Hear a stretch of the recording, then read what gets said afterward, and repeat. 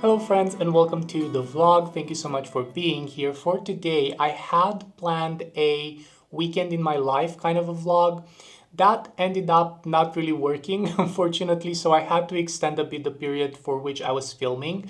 But nonetheless, this is going to be like a relaxing and laid back vlog. We are going to read in some coffee shops. I am going to share, obviously, my opinions on the books that I read, and hopefully, it's going to be a fun time. Let's begin.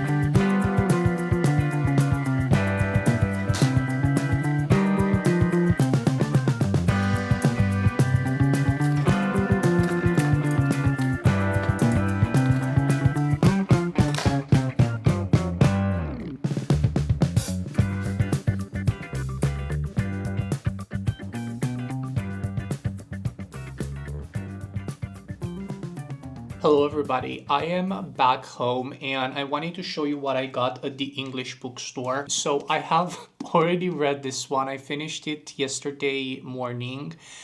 This is The Night and the Moth by Rachel Gillig. I just loved this book so much, and the cover, it's absolutely stunning. I have taken some photos of this at a coffee shop today. So in just a moment, I want to connect my camera to my Mac so I can see if any of them are usable or not. The sun was shining so brightly and I couldn't see really anything, so I hope they turned out okay, but we'll see about that in a second. But yeah, absolutely loved this one. I'm kind of heartbroken that I have to wait another year potentially for the second book in this. I don't know if it's like a series or if it's a duology again. On the spine it says just the Stonewater Kingdom book 1, if you can see right there. So I don't know if it's going to be multiple books or just two, but yeah, I'm just looking forward already to the next book in this series because the story was fantastic. I knew kind of that Rachel Gillig is not going to disappoint after reading the Shepherd King duology, but you never know. So I'm just happy to report that this was really, really up my alley, and we're going to talk more about this in my May reading wrap up, which by the time you're watching this video, it should be already posted on the channel, even though I have not filmed it yet. So bought this one, already read it, absolutely loved it, would highly recommend. And then while I was drinking my coffee in the morning, I have started reading a bit from Gliff. I just don't know if I am in the mood for this book right now. I read only 16 pages, so I'm not that far into it, but I think I'll postpone this one for a bit and maybe I will start another book from June's TBR. I'm thinking to start reading the anthology collection. No, not anthology. Yes, the poetry collection inspired by Taylor Swift's Eras, which is this one. I really want to slow down a bit. I don't know if I actually said this on the channel, but in May, I was kind of all over the place and I had also a health scare. Now I'm feeling better-ish, but yeah, I just don't want to stress myself too much. So I'm thinking to just start this one and read a couple of poems from this and see how's it going. I also really want to get into Yumi and the Nightmare Painter, but when I will have the time.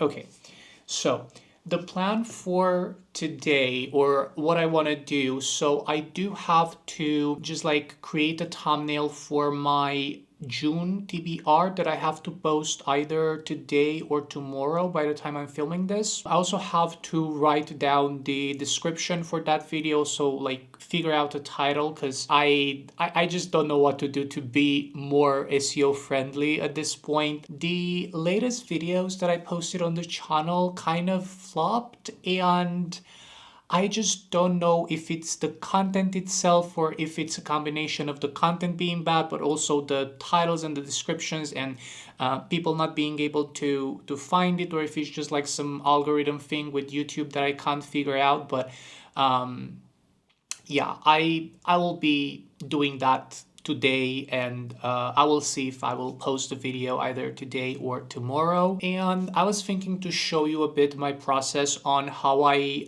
just edit my thumbnails. I'm doing everything in Procreate, which I know is not the most efficient or easiest way to do things. Probably you could do things more rapidly in Photoshop. I just happen to really enjoy the process of working in Procreate with the pencil, and it's kind of therapeutic in a way. So that's what I'm doing with all of my thumbnails. That's how I edit them. But yeah, let me download the photos that I took today to see if I can post some of those on IG. Okay, so this is the moment of truth. Let's see if the photos turned out okay or not. Today I found this really cool painted wool.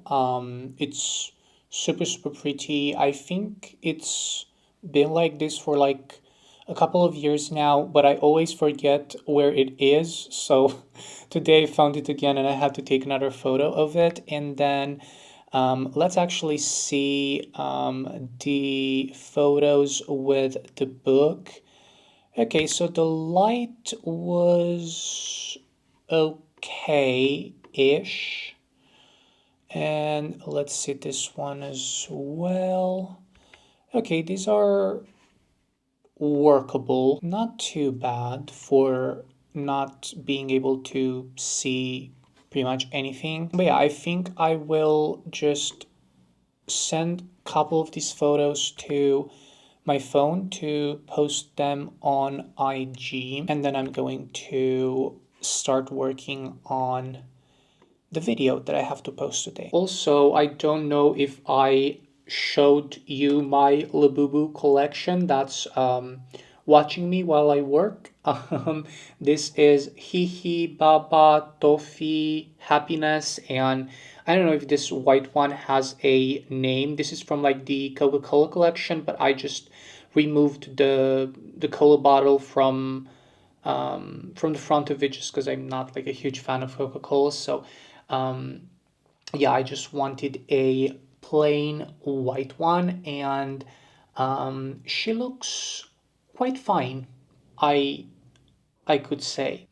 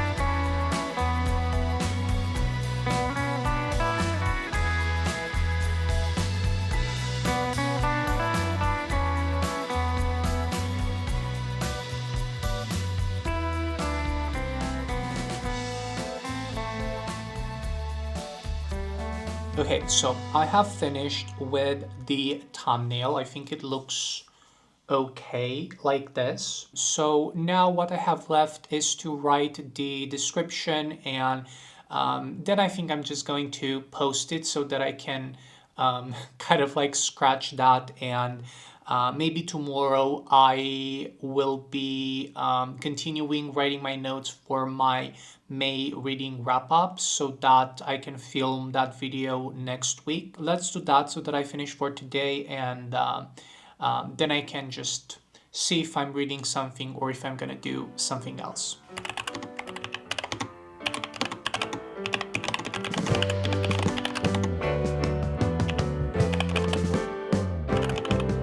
Sitting in the basement apartment I rented with you.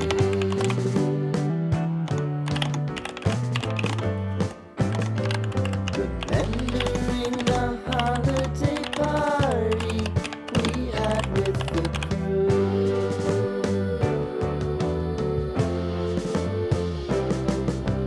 Romeo was roaming the garden. Saturday was spent in a parking lot. Gave it all we got. It was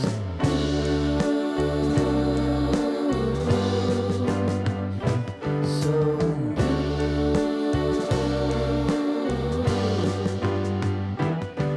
with you.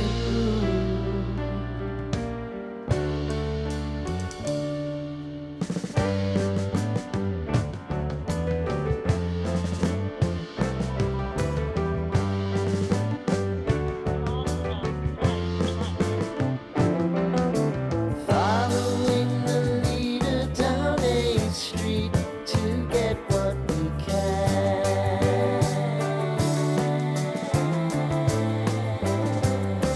Crawl up the walls, make a few calls to the man.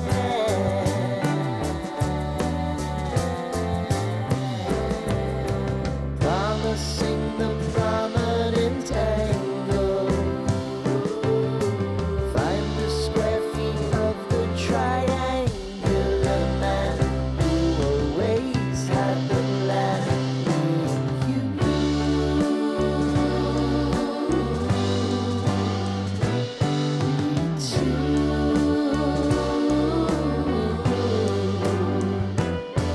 What's new?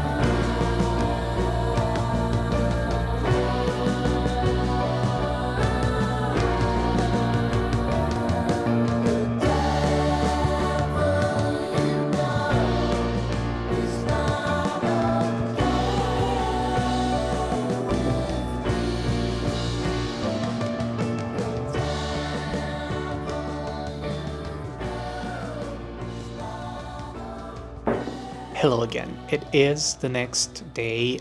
Yesterday, after I posted the TBR video on YouTube, I didn't really do that much. I don't know. I was in like a weird mood for the second half of the day, and I just played some Animal Crossing. Didn't do that much afterwards, but yeah, it is what it is.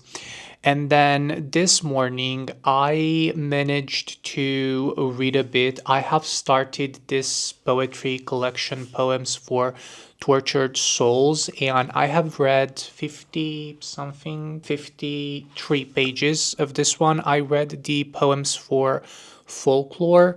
Some of them were cool, but then other ones I just thought they were a bit of a filler. So I don't know. I will be continuing reading from this book throughout the month, and we'll see if I will be able to finish it or not. And then I also restarted reading Gliff because, as I said yesterday, I read like 15, 16 pages from this one yesterday and I wasn't really feeling it. So, yeah, I kind of decided to put it aside yesterday. And then today I was like, you know what, let me start reading it from the first page just because I don't know, I wasn't really sure what was happening. And after rereading the first couple of pages, I couldn't say I'm like sure what's happening, but it's less weird than yesterday. I don't even know how to describe it. Like, it's about these two sisters whose mom is working at this art hotel, art museum, art something, and one day they come back home and see this like weird wet red line that's kind of like in front of their house, and their mom's boyfriend, I assume, because we don't know exactly who he is. Their mom's boyfriend is deciding to take them on this trip, and then they are followed by someone, and their mom's boyfriend makes the executive decision to let them stay by themselves in this like empty house with like tins of food, and then he's going to retrieve their mom from her workplace because she's working in like a different country or something like that. I don't know. It's just I I'm not really sure what's happening, and also the writing style feels very fragmented. So I think that's why I'm not really able to vibe with this one as of right now. I read like 53 pages from this one, and yeah, I'll see if I will be reading more from this today. Also, something else that I find quite strange about the formatting of this book. So as you can see here, all pages are like this. Like, the text is not justified. It's only aligned towards the left side of the page, and then on the right side, the text is just like doing its thing. And I just don't exactly understand why this choice was made. It's just doing something weird to my brain that I don't like, but yeah, we'll see. We'll see.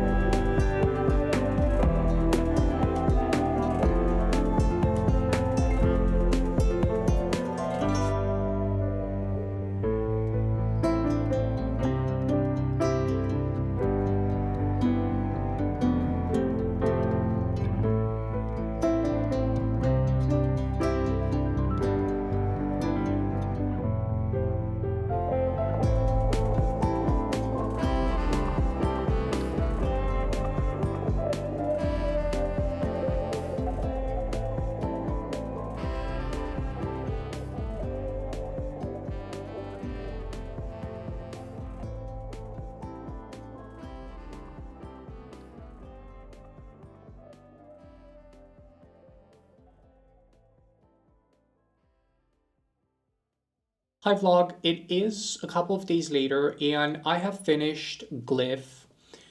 I kind of have to take back what I said about this book because even though I wouldn't say this was like my favorite or it's in the top, but it did certain things really well. And I think in the beginning, I was a bit mad because I didn't really understand what this book was about. But the more I read and the more I progressed into the, I would say, plot, but there's not really that much plot to this book. But the more I progressed into this book, the more certain things made sense. In the beginning, we are following these two siblings. I know in the previous clips I said sisters, but that's not factually true. After we get to know these characters a bit more, I just assumed that they were two sisters, but they're not. So we are following these two very young siblings who are returning to their house one day and they find a wet red paint kind of like line spread all throughout their house, and their mom's husband, boyfriend, we don't exactly know who he is, leave. He is taking these two siblings in a camper van on the road to try to find their mom.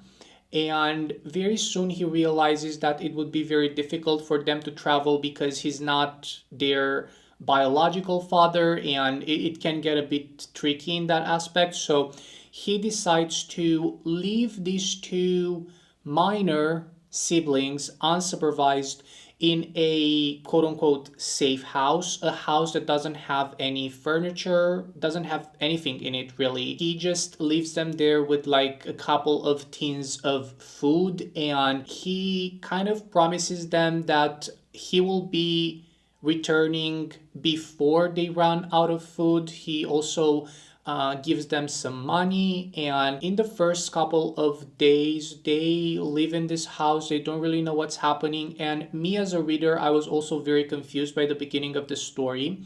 But the more you read, the more you realize that this is a dystopian world, and little by little, these siblings are discovering their surroundings and kind of what's happening around them. There's like a very powerful discourse about how addicted we are to our devices and how addicted we are to technology, how AI can go away very, very fast, and how dependent we as human beings have become to this new tech and these new devices. And it is very scary in that aspect because this felt like a modern Brave New World by Aldous Huxley. Granted, I read that book a long time ago, so I don't really remember the specifics of it, but this just feels like a modern and frankly more scarier version of that book because you as a reader can actually relate to some of the things that are happening with these characters and with this totalitarian government or system that is pretty much surveilling everything and everyone. In the middle of the story, there's a twist. We get the perspective from the future, kind of, after a couple of years, and what's happening with these two